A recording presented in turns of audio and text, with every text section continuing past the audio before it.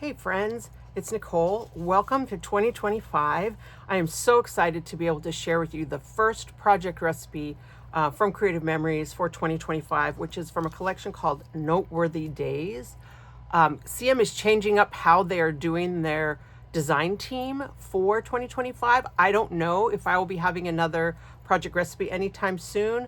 I've got some other things I may be assisting with and contributing to, but I'm not going to be doing one of every third project recipe like I did for the second half of 2024, but I'm excited about the options that I've had and the opportunities I'll have coming forward, and that more of our talented advisor team has been invited to participate in these. I will say that if this ends up being my last project recipe for a while, it is probably my favorite. I love the design. I think you could absolutely do this with any collection, any knockout punch, so many things you could do. It would be absolutely beautiful. So this is using Noteworthy Days, which is our main collection going into 2025. Last year we had a primary colors collection called This Life that all of our simple page kits and a lot of things coordinated with. This year it is Noteworthy Days. I love this. I love the rich colors of it. I feel like it's universal. It's going to be really great for pictures of, men and boys and outdoors. Sometimes, I love pink and yellow, but sometimes my friends who have sons have said that those colors can be a struggle. I think this can work for anybody. That's not really fair, is it? That women can use any color and boys somehow feel like you can't use all the colors. So maybe we need to change that as scrapbookers. So there's a tone-on-tone paper pack and a designer paper pack. They each have 12 sheets, 2 each of the same design. So I'm just going to go through these real quick, just flip through, because you are going to need to choose 2 designer papers and 2 tone-on-tone papers for your layout. I just went through 2 at a time, sorry. And you're going to use the front and back of them, so you want to like both sides. For this one, I used this one right here. I think this is my favorite, with kind of this mosaic tile that has the grid on the back. And that's what you see. All these squares are this one piece of paper. Okay, so these squares, you need to like both sides of the paper. And then the other piece you're going to want to be for your punched borders and then your mats. So I'm going to choose my designer papers first, and I will purposefully choose not papers that I used for my original sample, so that you can see it with something else. All right, so we've got this kind of green square with these stars. I like that one fine. The blue stripe with, oops, that's the rust kind of crosshatch is on the back of the blue stripe. Then we've got this one, which is a kind of a leathery, faux leathery, and the green with a little circle embellishment. This one is dark brown. The back is the little circles. I think that's what I used for that one, so I'm gonna put that aside. And then you have this little crosshatch and another little white one. I would not use this one probably for my, I guess that could possibly work for your squares. I don't know that I would use. That would be all right. I guess that would be fine. Maybe we'll even use one of these. I kind of like this green. That one's got green in it. I like that actually a lot. Okay, I think I'm going to use these 2 papers together. If you are an advisor, there is an advisor guide that will talk to you about which papers go together, but you can choose whichever ones you like. And then we need 2 of the same tone-on-tone to be the background. And I don't think I want it to be this green, because that's too close to that. And this brown is too close to that brown. Oh, what's the back? Polka dots. No, I don't think that's going to work. Oh, the blue. Oh, that's what I use for this one. We won't use that one. I'll use a different color. The brown could work. Oh, it's got this lighter blue on the back. That could absolutely work. This one is kind of aqua with polka dots, or the red. That maybe could work. Light blue polka dots, the dark green. I don't want to use dark green. And then this same blue. I think I'm going to use the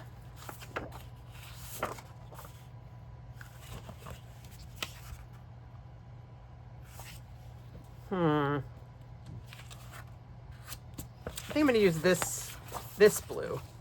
So 2 tone-on-tone papers for your background.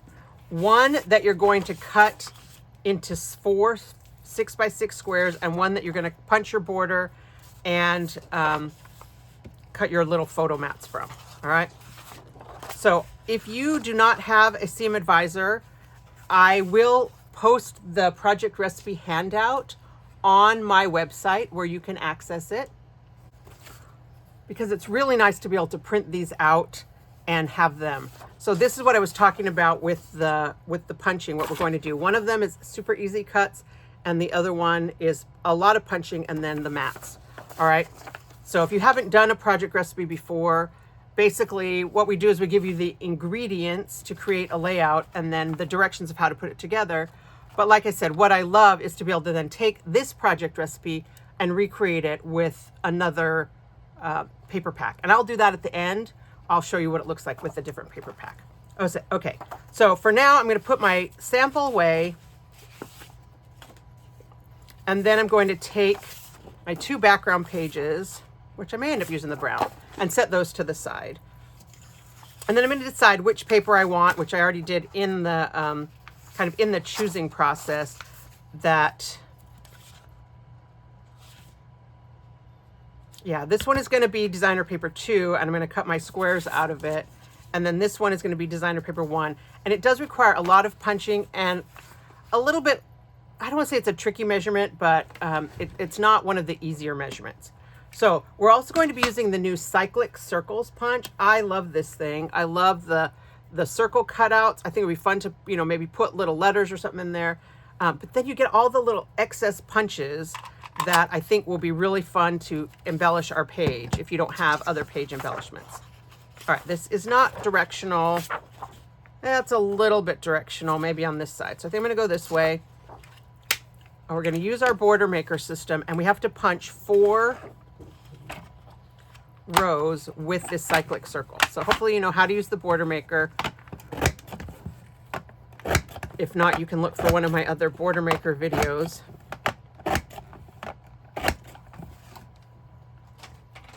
And then we're going to take each of these, save these. We're going to take each of these punched strips and cut them at 1 1/8. So on the CM trimmer, here's the 1 inch mark. I know a lot of people hate measuring. Here's the 1 inch mark. And then the next grid line is the 1/4 inch. So we want to be in between there, and it's the shorter kind of in between line right there. So hopefully everybody knows how to measure 1 1/8, but I have often been surprised when people just tell me that they still struggle with measurement. So actually one of the things that I forgot is, because it doesn't really matter, like this is not directional paper, we're not trying to match a pattern. What I do usually like to do when I'm punching multiple borders is, rather than punch, cut, I like to punch down one side and then just flip my paper around and punch the other side. And if I would have done that with the first one, then I'd only have to get my trimmer out twice for this. Just because I feel like it takes a little bit more time to go back and forth between the border maker and the trimmer. You are not going to need all of these little circles, probably. All right, 1 1/8. I hope I said 1 1/8 the last time. 1 1/8. And then we need one more.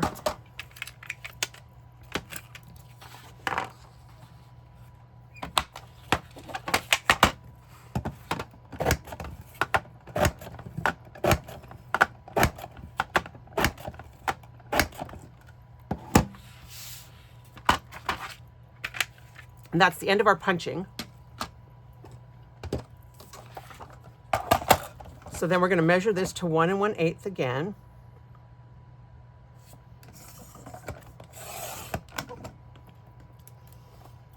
And then from this remaining piece, which is almost 7.5 inches, it's not going to be exact because cutting is not always exact. So I did allow for a little excess scrap in case you need to even out an edge or something. We're going to cut 3 4x4s and 3 3x4s. Okay, so I'm going to cut first the 4s. I'm going to cut it at 4 inches and then turn and cut at 4, turn and cut at 4. And then this one we're going to cut at 3 inches, which is going to cut that little excess 1/2 inch piece off, which this is a scrap. We're not going to use that for anything.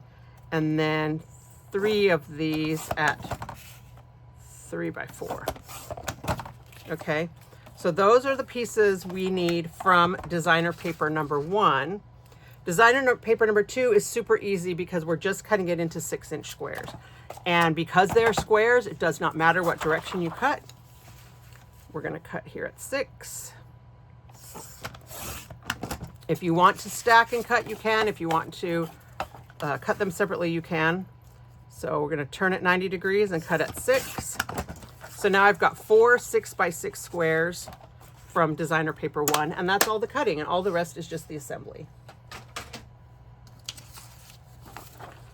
And we're just going to follow the directions on here. For the purposes of this layout, the blue is designer paper 1 and the orange is designer paper 2. If you wanted to make this one with scraps, you would not have to, cut up whole papers. This would be a great way to use scraps. Or if you have like 6x6 paper pads, this would work really well for that one too. Okay, so I'm going to put this kind of to the side and pull out my, oh, wrong one. This is the background page I'm going to use. And before I stick anything down, I am going to lay it out so that in case I want to change it or do something different, I can. So basically, maybe I'll do one side one way and one side the other way.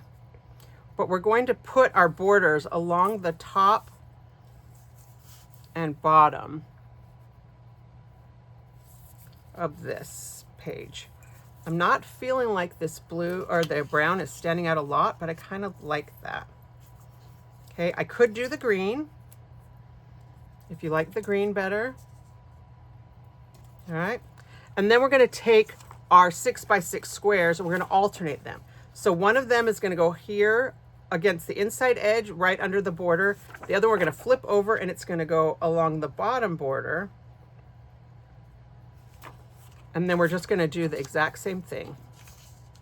So this one does have a stripe in it. You might want to decide how you want your stripe. I don't think I care. I don't know, I'm kind of liking the green. I didn't think I would. Let's try this with the back side of the paper and see if I like it better with the back side.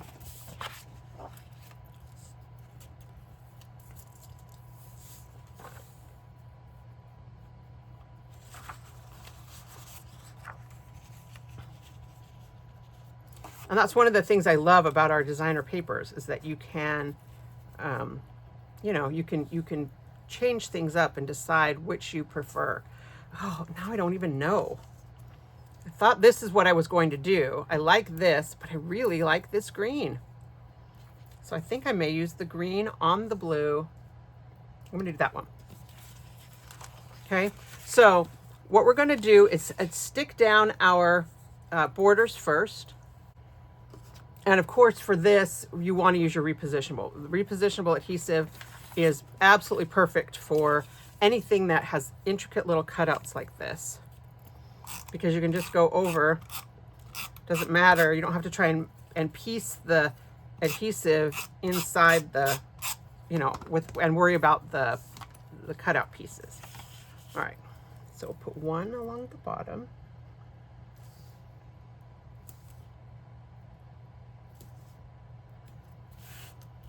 And then any excess you can just rub off with your finger.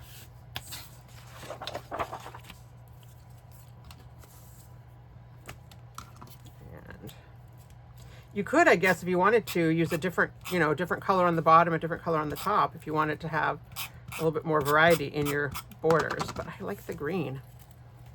It's just so funny to me. I go into it with thinking, okay, this is what I'm going to do. And then when it all comes together, change it up. We'll do the same on the other side.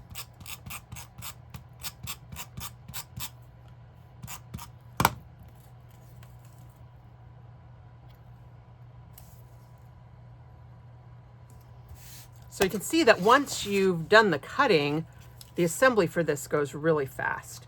And that's one of the really nice things about a project recipe, is that somebody else, in this case me, has done all the thinking for you.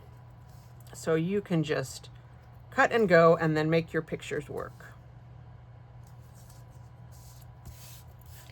All right, so that's all for the borders. And now we'll stick down our little background pieces. And for this, I'm going to use regular adhesive. I've mentioned this in my videos before, but I don't know why. I just prefer the regular adhesive to the repositionable. I feel like I use less of it. I know that it's going to stay where I put it. I don't know. I think I'm a creature of habit, I guess. And again, these are squares. They're the same, front and back, so it doesn't really matter which one. Hopefully, if your cutting is off by a little bit, you might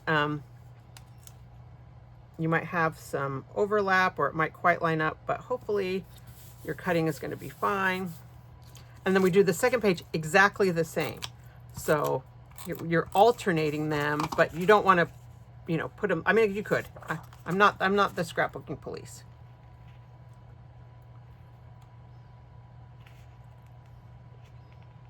And what I love about this layout is that, these now become 4x6 photo mats. So if you want to put a full 4x6 photo in there directly, you can. I felt like it looked better on my sample. I trimmed them down just a smidge by like 1/4 inch so I could keep that border because I liked the dark blue. And then I took these mats, and 2 of them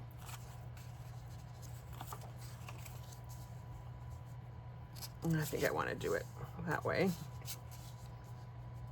I use there together. And then you decide what you like better. The green right there, the brown.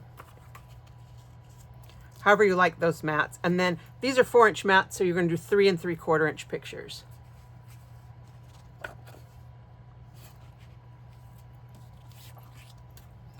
And because these are 4x4 and these are 6x6, it's about 1 inch all the way around. However, if you have 4x6 pictures that you would rather put on here, you wouldn't have to put the mat. Or you could put this and still put a 4x6 photo on here. I think that would still, that would still look fine. You do vertical photos. If you have mostly vertical photos, this layout was designed for a bunch of horizontal photos. And I know that now that we all take most of our pictures on our phones, some of you maybe are still pulling out your good cameras, but a lot of my pictures are vertical. So sometimes I will crop them on my phone before I print them and turn them into a horizontal photo. But a lot of times I end up with a bunch of vertical photos. So you could easily turn this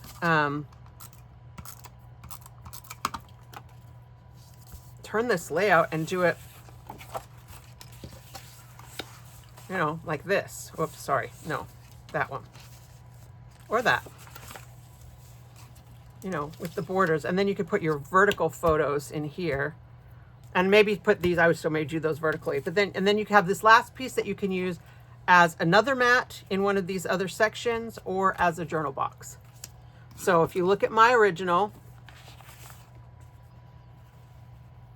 you'll see I left this one blank. I put some sticker embellishments, and then I put my journal box down here. And I did use the extra piece of photo mat. Then I put some stickers up here and stickers over here. But one of the things I really love is that I used the little circles left over as embellishments. Because I love little punch circles anyway. And somebody pointed out, I think in the advisor Facebook group, that this little offcut almost looks like birds, like when you draw birds in a painting. So you could put your little birds in flight or something but the circles just themselves as a little embellishment, because this collection is kind of calendar themed, and maybe you don't want to use it for a calendar theme. You want to use it for something specific, and you don't have that many embellishments that are themed. All right, so I would probably not do more than, top and bottom, maybe a couple, in here. And you could even do, brown, green, brown. I kind of like the symmetry of having them all be the same color. All right, so there you go. This is the Noteworthy Days project recipe using Noteworthy Days.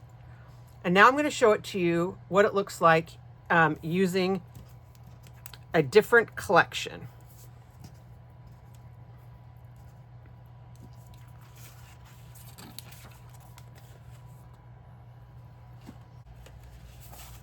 And this one I did with Birthday Bonanza, which is last year's birthday collection. We just this week Monday have the new birthday collection coming out, but I do love Birthday Bonanza because I love the pink. But same exact concept, except instead of the cyclic circles, I used the stars and confetti.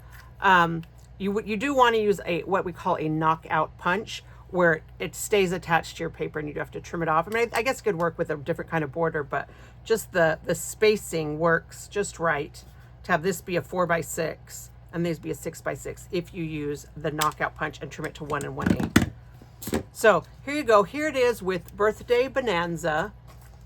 Here's the one we just made, kind of a little bit lighter color scheme, but the contrast between the fronts and backs is so good that you get a lot of choices. And then here's the original that I did for Creative Memories for this project recipe. So I hope that you will love Noteworthy Days. Like I say, this is probably my favorite layout design that I've come up with. I think I like the symmetry of it, but I like that it's not exactly symmetrical. And I'm excited to play with this punch and this paper collection all year. So thanks so much for watching, and happy scrapbooking.